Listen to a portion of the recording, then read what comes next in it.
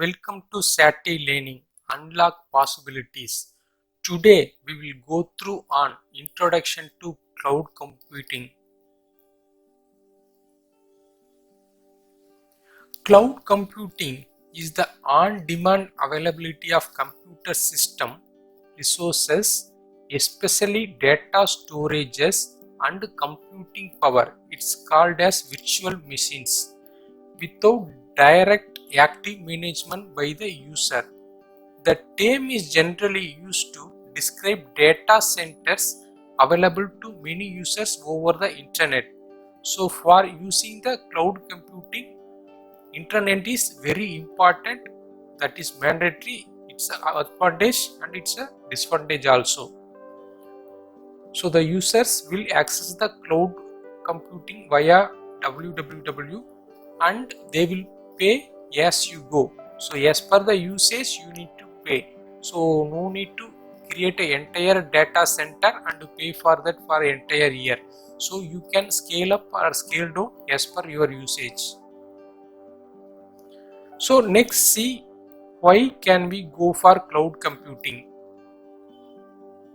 You don't incur capital expense. So as per the typical data center, in-premise data center, we need to spend millions of dollars to create a data center. So in cloud computing we no need to do that actually. Scale up and scale down based on the demand. Optimize resource utilization. You can efficiently boost speed, performance and agility.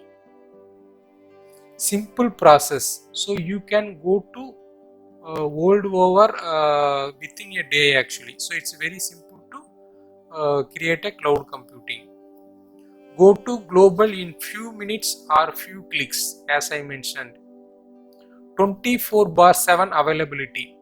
So the next one is pay as you go. Security. So like cloud computing nowadays having high security, so it will fulfill your requirement. Type of cloud computing. So we have three types of cloud computing. One is public computing, the second one is private, third one is hybrid. So let's see one by one. Public cloud is cloud computing that is delivered via the internet and shared across the organization. Private cloud is cloud computing that is dedicated solely to your organization. So you will have the virtual private network.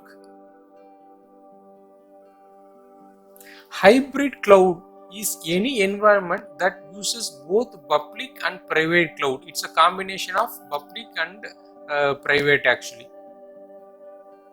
So whatever you feel you want to keep it a secured environment, you can keep it as a private computing. So whatever application you want to expose to the www, you can keep that as a public cloud. Let's see like what are the types of cloud computing. So cloud computing already we have seen public, private and hybrid. So now let's see like what are the benefits and drawback of each one. In public cloud there is no maintenance cost.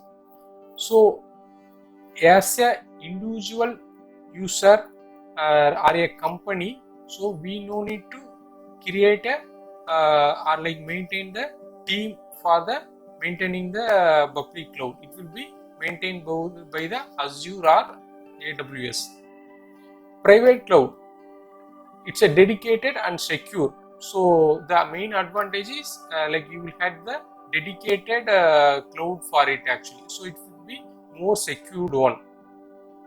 Hybrid, policy driven deployment. So as per the policy within the organization you have, so based on that you will create a policy driven deployment in the hybrid cloud. High scalability and flexibility. Regulation compliant, so like it will have the regulation as per the organization or as per the country wise, it will have the regulation compliant. Hybrid cloud, high scalability and flexibility. So like when you are going for the disaster recovery, you can use the hybrid. So when in-house data center getting some trouble, or like it's downtime, like we can use the cloud actually. Public cloud reduce complexity. So complexity is very less because you are not managing anything, it's managed by the cloud computing. So private cloud is customizable as per your requirement, you can customize. Hybrid cloud, minimal security risk. So as you will be using a VPN and all, like it will be minimum security risk actually. Flexible pricing. So the price is very flexible. It's a high scalability. You can scale up and scale down as per your requirement. Workload diversity supports high reliability. Reliability is high. Agile for innovation. Efficient. Improved security. So these are the advantages of public, private and hybrid cloud. So let's see like what are the drawbacks. Decreased security and availability. So the security is comparatively like private and hybrid, security is poor because like the public cloud is exposed to the world actually, and you will not have a control on public cloud because like entire end-to-end cloud computing is managed by the cloud computing company. Private cloud, so minimal mobile access because it's within your organization, so you can't access this application over the internet because like mobile we will be accessing from remote, so that's not possible actually. And limiting infrastructure, so when you are creating a new infrastructure within your organization, so like you need to work on establishing the private cloud to the new infrastructure. So for example, like you are creating a new branch in Singapore or Australia, so when you want to expose this private cloud to the new office premises, like you need to work on it actually. Compatibility and integration, so these are very important point. Compatibility and integration, so like when you are integrating the in-house premises data center and cloud infrastructure, it's very complex actually. So this is the drawback for public, private and hybrid clouds. So modes of cloud computing, there are three different types actually: IaaS, PaaS and SaaS. So what is IaaS? Infrastructure as a service. It offers access to networking features, data space and different computers, provides hardware. So it also like includes the operating system. Platform as a service is responsible for allowing organizations to focus on managing and deploying the application. So I need to deploy one application. I have created a e-commerce application.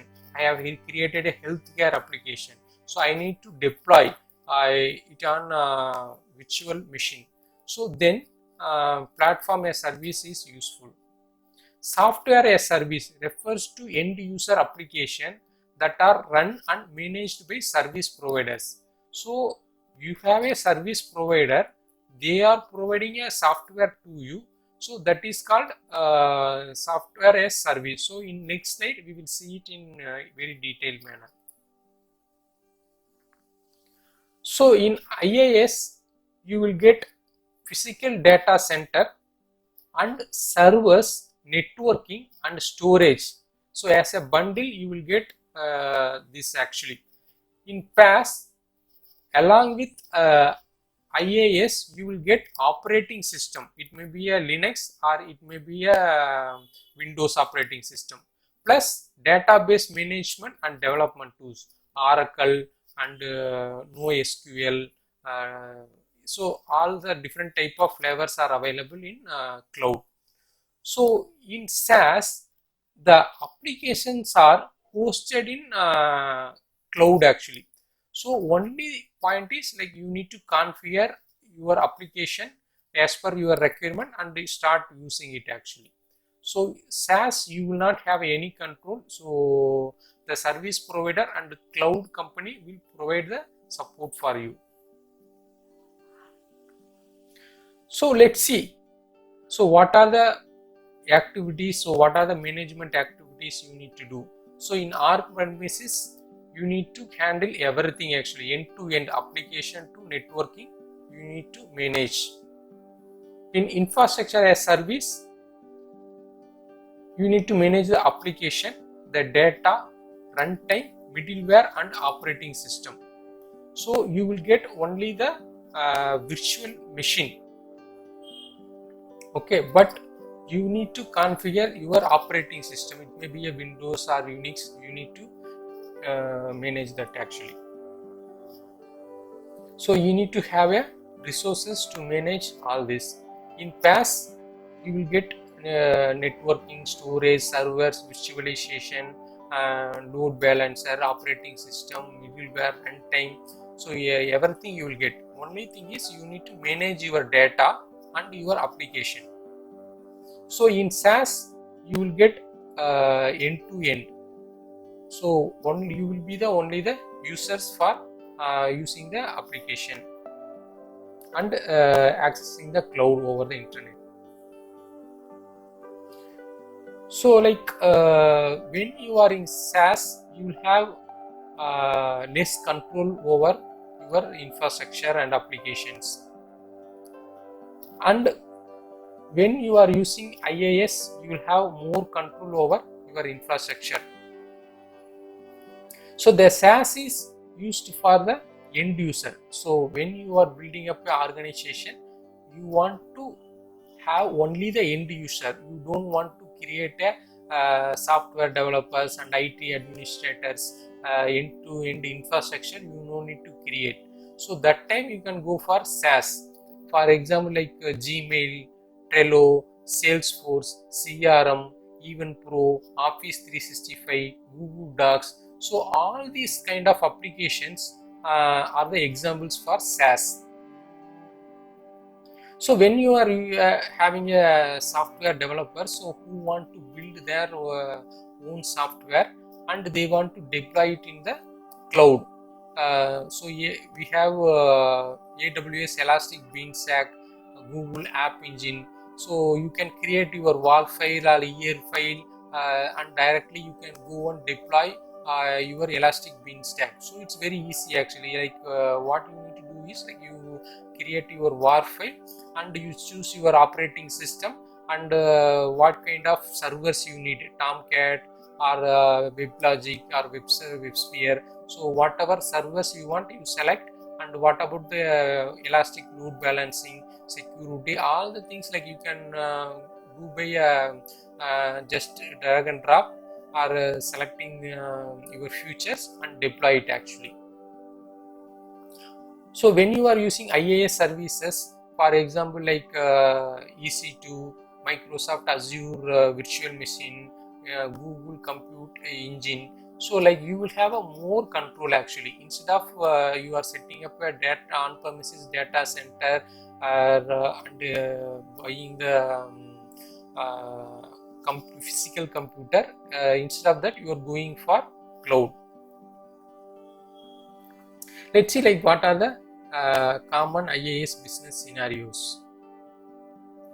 So teams can quickly set up and dismantle test and development environments, bringing new application to market faster. So for example, like when the new year coming up, so your so application usage is increasing, and that time you can go for cloud and you can purchase new machine and you can use it and you can pro it actually. So like easily you can go to the market faster. So if you want to do some kind of testing for within a certain period, so you want to do a UAT testing and regression testing and load testing. So that time you can use this IIS. So like when you are using websites using IIS, it's very less expensive than traditional web hosting actually. So it's very easy to maintain the storage and the complexity of the storage and managing the data. And also like you can meet the legal and compliance requirements. So like this cloud computing will provide the legal and compliance requirement as per the country wise also, like US or Europe or India, China they will have a separate private cloud, and that is not exposed to outside world actually. So IIS provides all the infrastructure to support web apps, including storage, web and application servers, networking resources.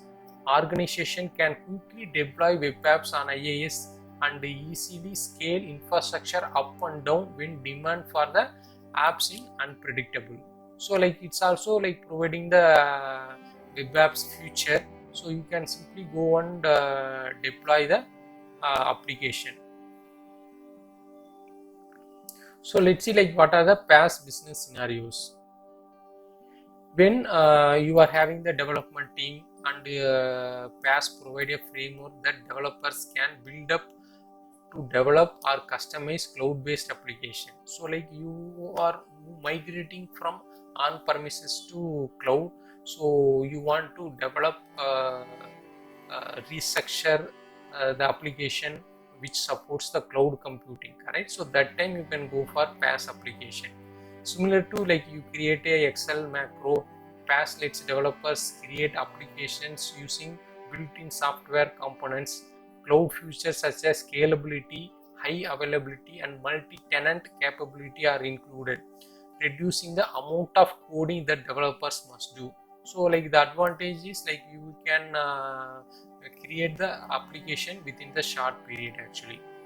So analytics or business intelligence, these tools provided as a service with PaaS, which allows organization to analyze and mine their data and finding insights and patterns and predicting outcomes to improve forecasting, product design discussions, decisions, investment returns and other business decisions. So like these are the areas PaaS can be used.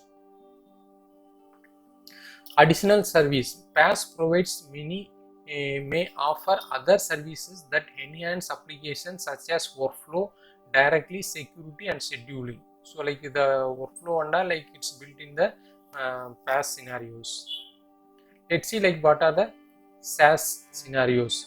So like I will slightly go for the example. The common example of SaaS application is web-based email, where you can send and receive email without having to manage future additions to the email product or maintaining the servers and operating system that the email program is running on. So like you are creating a web application and it's so based on the request it will send the automatic email response.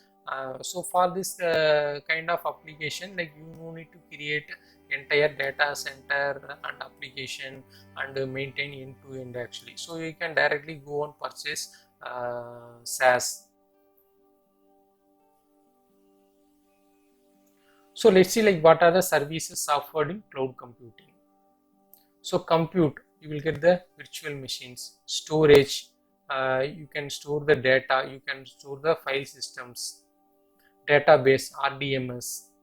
Analytics, security, identity, compliance, management and governance, Internet of Things, game development, containers, mobile development, machine learning, robotics, developer tools, networking and content delivery, so VPN, media services. So these are the features in the cloud computing. So let's see like what are the advantages and disadvantages. So let's go to the advantages first. Easy implementation. So as I mentioned, like you can go to the world within a few clicks. Accessibility, you can access from anywhere. No hardware required. Cost per head, so you will be paying to the cloud computing as per only your usage or the servers or the services you are using. Flexibility of growth, efficient recovery. So let's see like what are the disadvantages. No longer in control, in your control, so you will not have any control over the cloud actually. May not get all the features, so this is very big disadvantage. So like when you are going for the cloud, each and every feature you need to pay actually. So for example, like you are creating a 3-tier architecture, so you need to pay for the virtual machine, so you need to pay for the VPN, virtual private network, and you need to pay for the database, and you need to pay for our internet gateway, and you need to pay for like Route 53, so where you want to host your application actually, and you want to do a scale down or scale up also, like you need to pay. So and each and every feature is converted into a separate service, so as per your requirement you need to buy actually. So this is the one main disadvantage, and the price will shoot up as per your number of services increases in the cloud. Costly to have a data center and a cloud infrastructure. Redundancy is key for backup and recovery. So like when you are creating a backup and recovery system, so the data which you are managing as a backup, so you need to pay for it actually. Vulnerability to attacks, so as it's exposed over the internet, so its vulnerability is high. That time like you need to go for private network or hybrid solution. Internet connectivity dependency, so you need to have the high internet availability and fast internet availability to access the internet.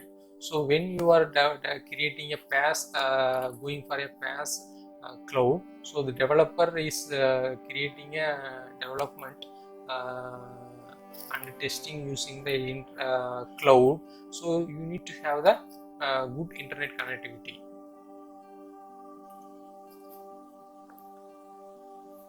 Downtime due to cloud technical outages, so you will not have a control over the downtime for the cloud, so it's based on the cloud, you will get notification about the downtime, so you can't use our application. Let's see like what are the companies that succeeded with cloud computing. GE using AWS, eBay using Google Cloud, Netflix using AWS, Twitter using AWS, HP using Azure. So these are the top 5 companies they succeeded with cloud computing, and they have improved their market footage. Let's see like what are the cloud computing market share in percentage. So AWS is leading in this with 32.1%, and the second one is Microsoft Azure 18.1%, Google Cloud 6%, Alibaba 5%. So all other cloud computing shares the 38.5%. So my advice for you to learn AWS and Azure. So thanks for watching my video on introduction to cloud computing. Please subscribe my YouTube channel and please like and share with your friends.